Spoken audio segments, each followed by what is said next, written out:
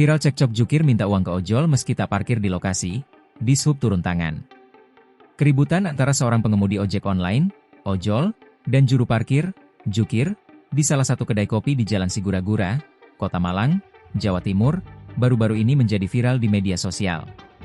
Insiden yang terjadi pada Rabu, 27 Agustus 2025, dini hari itu diduga dipicu permintaan uang parkir kepada pengemudi ojol yang mengeklaim tidak memarkirkan kendaraannya di area kedai tersebut.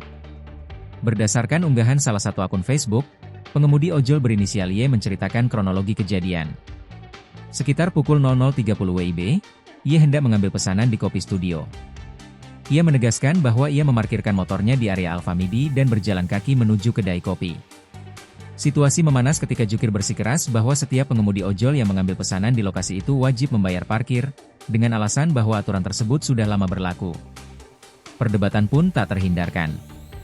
Lebih lanjut, ia menemukan kejanggalan saat meminta bukti karcis resmi. Karcis yang diberikan ternyata sudah kedaluarsa sejak tahun 2023, yang memperkuat dugaan adanya praktik pungutan liar. Dilansir dari Kompas.com, menanggapi insiden yang viral ini, Kepala Dinas Perhubungan, Dishub, Kota Malang, Wijaya Saleh Putra, mengatakan pihaknya telah mengambil langkah untuk mengklarifikasi kejadian tersebut. Ini masih kita klarifikasi seperti apa kejadiannya.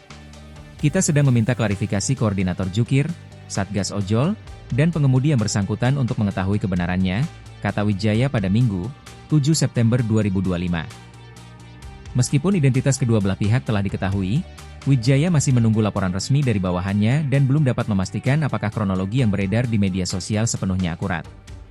Menurutnya, aturan parkir berlaku untuk semua pengguna, baik masyarakat umum maupun ojol. Namun, ia menduga kuat insiden ini terjadi akibat komunikasi yang tidak efektif antara kedua pihak. Dishub Kota Malang akan terus mendalami kasus ini untuk memastikan kejelasan dan mencegah insiden serupa terulang kembali.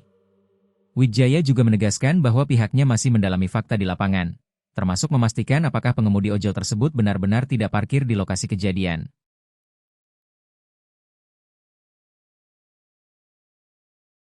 Download Tribun X sekarang, menghadirkan lokal menjadi Indonesia.